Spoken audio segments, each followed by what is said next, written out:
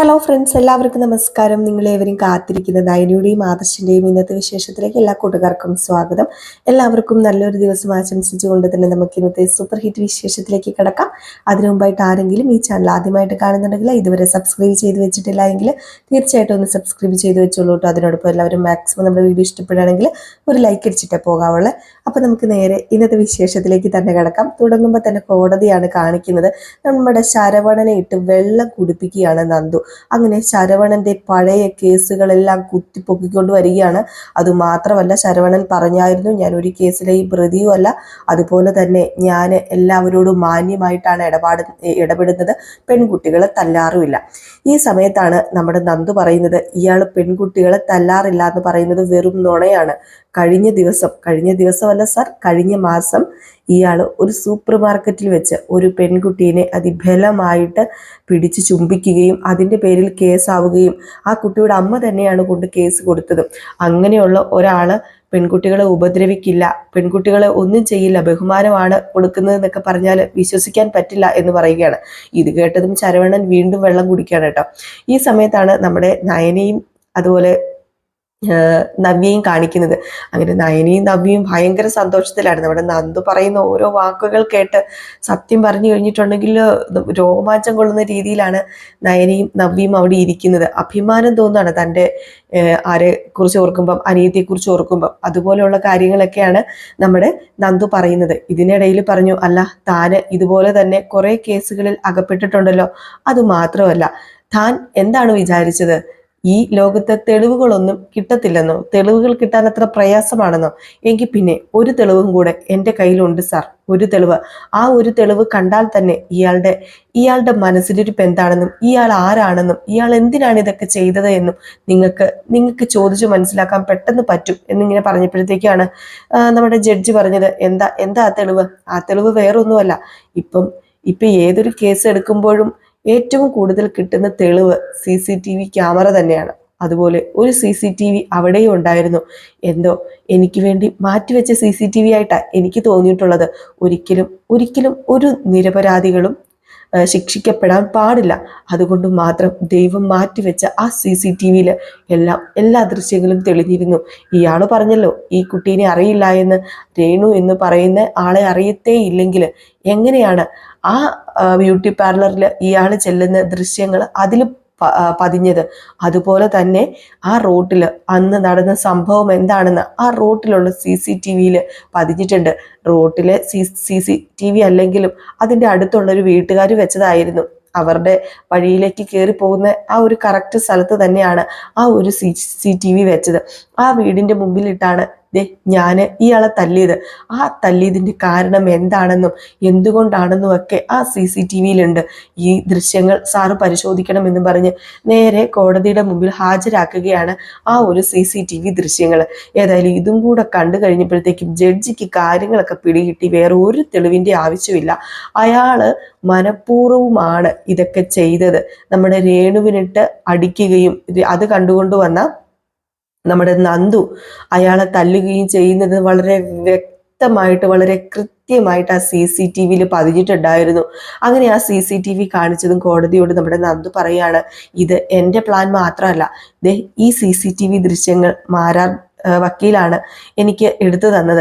ഇത് മാരാർ വക്കീൽ തന്നെയാണ് കണ്ടുപിടിച്ചത്. അതുകൊണ്ട് തന്നെ എന്നെ ഇപ്പം ഇവിടെ പറഞ്ഞയച്ചതും നീ തന്നെ നിനക്ക് വേണ്ടി വാദിക്കണം എന്നൊക്കെ പറഞ്ഞതും മാരാർ വക്കീലാണ്. അതുകൊണ്ടാണ് ഞാനിപ്പോൾ ഇവിടെ നിൽക്കുന്നത്. ഇതിൻ്റെ ക്രെഡിറ്റ് മാരാർ വക്കീലിന് തന്നെ കൊടുക്കണം എന്ന് പറയുമ്പോഴത്തേക്കും എല്ലാവരും മാരാർ വക്കീലിനെ ഇങ്ങനെ നോക്കുകയാണ് കേട്ടോ. ആകെപ്പാടെ ശരവണൻ അന്തം വിട്ട് കുന്തം പോലെ. അതിനോടൊപ്പം തന്നെ നമ്മുടെ വേണു അവിടെയുണ്ട്. വേണു ആണെങ്കിൽ എൻ്റെ ഈശ്വര, ഇനി ഇതിന് പിന്നിൽ ഞാനും എൻ്റെ മോളുമാണെന്ന് പറഞ്ഞു കഴിഞ്ഞാൽ തീർന്നല്ലോ, കഥ അവിടോടുകൂടി അവസാനിക്കുന്നു, കൂട്ടിക്കൊണ്ടാൽ മതി. അങ്ങനെ പറയാനുള്ളൊരു മനസ്സ് അവന് തോന്നല്ലേ എന്നൊക്കെ പ്രാർത്ഥിച്ചുകൊണ്ട് നിൽക്കുകയും നമ്മുടെ ജഡ്ജി പറയുകയാണ്, ഏതായാലും ഇന്ന് തന്നെ ഇതിനൊരു തീരുമാനം ഉണ്ടാക്കുകയാണ്. ഈ പ്രതിക്കൂട്ടിൽ നിൽക്കുന്ന നന്ദു പ്രതിക്കൂട്ടിൽ നിൽക്കേണ്ട ആളല്ല. നന്ദുവിൻ്റെ ഈ ഒരു സാഹചര്യത്തിൽ നന്ദുവിനെ വീണ്ടും കുടുക്കിയ ഈ നിൽക്കുന്ന ശരവണനാണ് കുറ്റക്കാരൻ, അവനാണ് പ്രതിക്കൂട്ടിൽ നിൽക്കേണ്ടത്. നല്ലൊരു SI ആകാനും നല്ലൊരു നിയമം നമ്മുടെ സമൂഹത്തിൽ കൊണ്ടുവരാനും കഴിവുള്ള നന്ദുവിനെ തടഞ്ഞു വെച്ച് നന്ദുവിനെ പോലീസ് ക്യാമ്പിലേക്ക് പോകുവാനുള്ള ഒരു ദിവസത്തെ മാറ്റിക്കുറിച്ച ഇവനാണ് ക്രിമിനൽ, ഇവനാണ് കുറ്റക്കാരൻ. അതുകൊണ്ട് ഈ കേസ് ഒന്നുകൂടി നല്ലപോലെ തന്നെ അന്വേഷിക്കണമെന്നും നന്ദുവിനെ വെറുതെ വിട്ടു എന്നും ഞാനിവിടെ പറയാന്നും പറഞ്ഞ് നമ്മുടെ ജഡ്ജി പറയാണ് കേട്ടോ. ഏതായാലും ഇത് കേട്ടതും ഭയങ്കര സന്തോഷമായി നയനയ്ക്കും നവ്യയ്ക്കും. പിന്നെ പറയാനില്ലല്ലോ. അതിനോടൊപ്പം തന്നെ അവിടെ നിന്ന പോലീസുകാരനെ ജഡ്ജി വഴക്ക് പറയാണ്. നിങ്ങൾ എന്തിന്റെ അടിസ്ഥാനത്തിലാണ് ഈ കേസ് എടുത്തത്?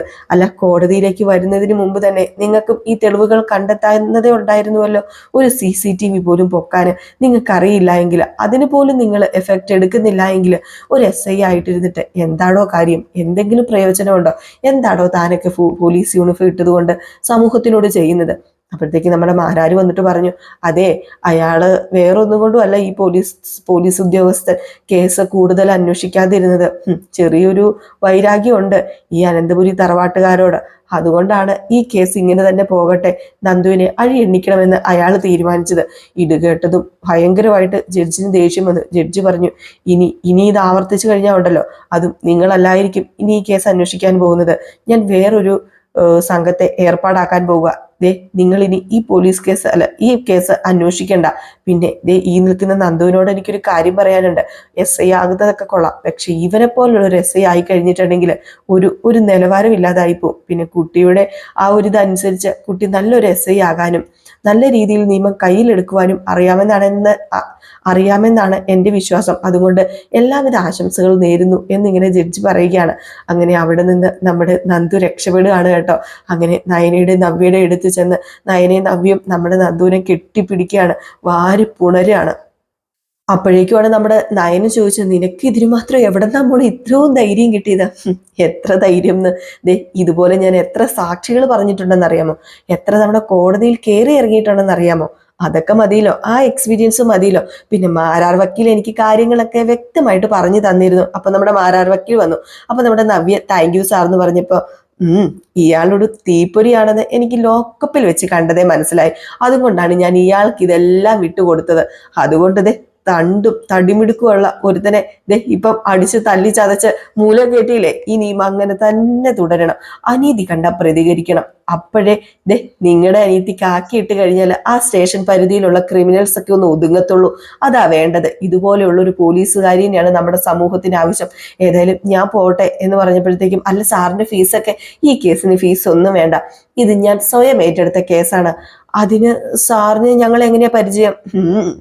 പബ്ലിക് പ്രോസിക്യൂട്ടർമാരെ ഗവൺമെന്റിന് വേണ്ടി ഹാജരാകില്ലേ, അതുപോലെ ഞാനും ചില കേസിന് കോടതിയിൽ എത്താറുണ്ട്. നീതിയും ന്യായവും മാത്രമുള്ള കേസിന്. അങ്ങനെ വന്നെന്ന് കരുതിയാൽ മതി. ഇനി എന്തെങ്കിലും ആവശ്യമുണ്ടെങ്കിൽ നിങ്ങൾ എന്നെ വിളിച്ചോളൂ. നിങ്ങളുടെ കേസിന് ഫീസ് ഇല്ല, കണ്ണടച്ച് ഞാൻ ആ കേസ് ഏറ്റെടുക്കുമെന്ന് പറഞ്ഞ് നമ്മുടെ മാരാരങ്ങ് പോവാണ് കേട്ടോ. ഇവർക്ക് ഭയങ്കര അതിശയമായി പോയിട്ടോ. അപ്പോഴത്തേക്ക് നമ്മുടെ നവ്യ പറഞ്ഞു, അമ്മ എവിടെ കാത്തിരിക്കുക, ബാ നമുക്ക് പോകാം. അങ്ങനെ അങ്ങ് പോയാലോ, കാണേണ്ടവരെ കണ്ടിട്ടല്ലേ പോകേണ്ടത് എന്ന് പറഞ്ഞപ്പോഴത്തേക്ക് നമ്മുടെ വേണു വന്നിട്ട്, എന്തായാലും രക്ഷപ്പെട്ടല്ലോ, നമ്മുടെ രണ്ടുപേരുടെയും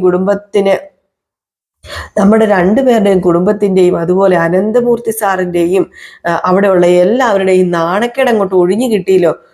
രക്ഷപ്പെട്ടു. കേസ് ജയിച്ചു കഴിഞ്ഞപ്പോഴേ എനിക്ക് ആശ്വാസമായത്. അപ്പോഴത്തേക്ക് നമ്മുടെ നന്ദു പറഞ്ഞു, എടോ, പോലീസ് ഒരു പെൺകുട്ടിയെ പോലീസ് വാഹനത്തിൽ കയറ്റിക്കൊണ്ട് പോയാലേ കണ്ടു നിൽക്കുന്നവരൊക്കെ ഓരോരോ കഥകൾ ഉണ്ടാക്കും. പിന്നെ അവള് നിരപരാധിയാണെങ്കിൽ പോലും ആ കഥകൾക്ക് മാറ്റമില്ലാതെ നിലനിൽക്കും. അത് പലതും ഞാൻ കണ്ടിട്ടുള്ളതാ. പിന്നെ എന്നെ പോലെയുള്ള പെൺകുട്ടികളെ കള്ളക്കേസിൽ കൊടുക്കുന്നവർക്ക് ഒന്നും നഷ്ടപ്പെടാനില്ല.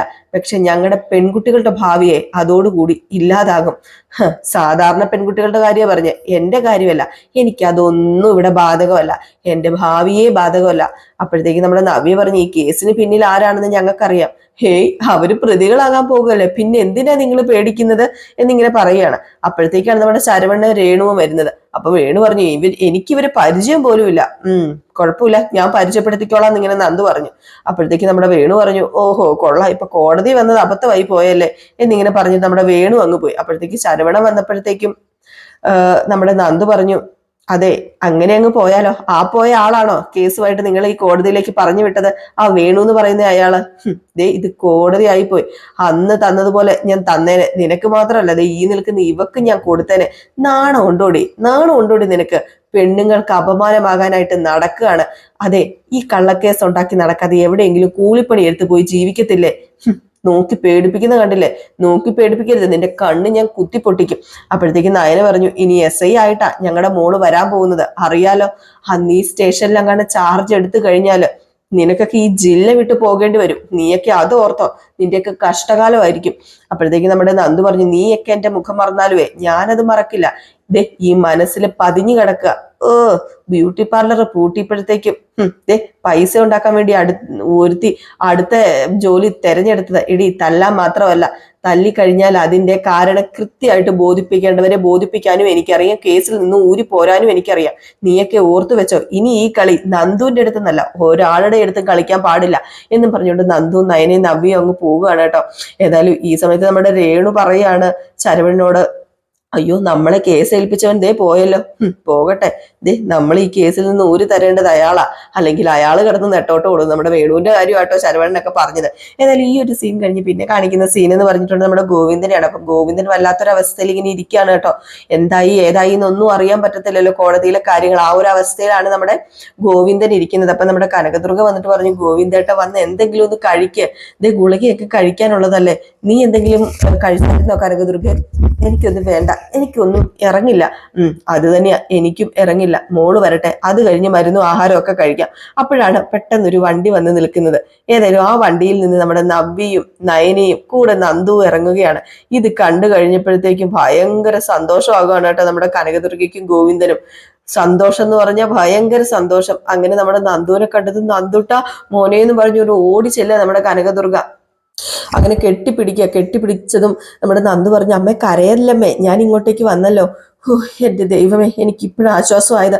ആദർശ് നിരാശയോടുകൂടി സംസാരിച്ചിട്ട് പോയപ്പോഴത്തേക്കും ആകെപ്പാട് ടെൻഷനായിരുന്നു. മോക്ക് വേണ്ടി വാദിച്ച വക്കീല് പുലിയാണല്ലേ എന്ന് പറഞ്ഞപ്പോഴത്തേക്ക് നമ്മുടെ നയന പറഞ്ഞു, വക്കീലല്ല മിടുക്കനായത്, അച്ഛന്റെ മകള് തന്നെയാ ഇവിടെ മിടുക്കിയായിട്ട് കോടതിയിൽ വാദിച്ചത്. വക്കീലല്ല വാദിച്ചത്, അവക്ക് വേണ്ടി അവള് തന്നെയാ വാദിച്ചത്. എന്താ രണ്ടാളും ഇങ്ങനെ അന്തം വിട്ട് നോക്കുന്നത്? നമ്മൾ വിചാരിക്കുന്ന പോലെ അല്ല ഈ നന്ദൂട്ടൻ. ഇവളെ ഒരു കൊച്ചു മിടുക്കൻ തന്നെയാ, ഇവള് തന്നെയാ ഇവളുടെ കേസ് വാദിച്ചത്. ആണോ മോളെ? വക്കീലമാരെല്ലാം അത് കണ്ട് ആസ്വദിക്കായിരുന്നു. ആണോ? സത്യമാണോ ഞാൻ ഈ കേൾക്കുന്നത്? ഞങ്ങൾക്കിത് വിശ്വസിക്കാൻ പറ്റുന്നില്ലല്ലോ മോളെ. വാദിക്കാൻ വേണ്ടി ഒന്നും ഇല്ലായിരുന്നു അമ്മേ, സാഹചര്യ തെളിവുകളെല്ലാം എനിക്ക് അനുകൂലമായിരുന്നു. അതുകൊണ്ട് പിന്നെ പെട്ടെന്ന് തന്നെ കേസ് ജയിച്ചു. മാരാർ വക്കീൽ നടന്ന സംഭവങ്ങളുടെ ദൃശ്യങ്ങളെല്ലാം കളക്ട് ചെയ്തിരുന്നു. അത് കണ്ട കോടതിക്ക് സത്യം എല്ലാം മനസ്സിലായി. പിന്നെ പ്രത്യേകിച്ച് ഞാൻ വാദിക്കേണ്ട കാര്യമില്ലല്ലോ. അങ്ങനെയുള്ളപ്പം ഒരു തെറ്റും ചെയ്യാത്ത എന്നെ കോടതി ശിക്ഷിക്കുന്നു തോന്നുന്നുണ്ടോ? ഒരിക്കലും കോടതി ശിക്ഷിക്കില്ല, തെറ്റ് ചെയ്യുന്നവരെയാ കോടതി ശിക്ഷിക്കുന്നത്. അപ്പൊ നയന് പറഞ്ഞു, ജഡ്ജിതെ ഇവളെ അഭിനന്ദിച്ചു. നാളെ മിക്കവാറും പത്രത്തിലൊക്കെ വാർത്ത വരാൻ ചാൻസ് ഉണ്ട് കേട്ടോ. കോടതിയെ തെറ്റിദ്ധരിപ്പിച്ചതിന് വാദി പ്രതിയാകുക ചെയ്തത്. നെഞ്ചിൽ തീയായിട്ട് എന്റെ മക്കളെ ഇത്രയും നേരം കഴിച്ചു കൂട്ടിയത്. അതേ മോളെ, അച്ഛൻ പറയുന്നത് ശരിയാ, ഇതുവരെ നിങ്ങളുടെ അച്ഛനൊന്നും കഴിച്ചിട്ട് പോലുമില്ല. അതിപ്പം ഞാൻ മാത്രമല്ല, ഇവളും ഒന്നും കഴിച്ചിട്ടില്ല. അപ്പൊ നമ്മുടെ നയന പറഞ്ഞു, അതിനിപ്പോ എന്താ, ഇനി എല്ലാവർക്കും നമുക്ക് ഒരുമിച്ച് ഇരുന്ന് കഴിക്കാമല്ലോ. ബാ, നമുക്ക് എല്ലാവർക്കും ഒരുമിച്ച് ഇരുന്ന് കഴിക്കാം.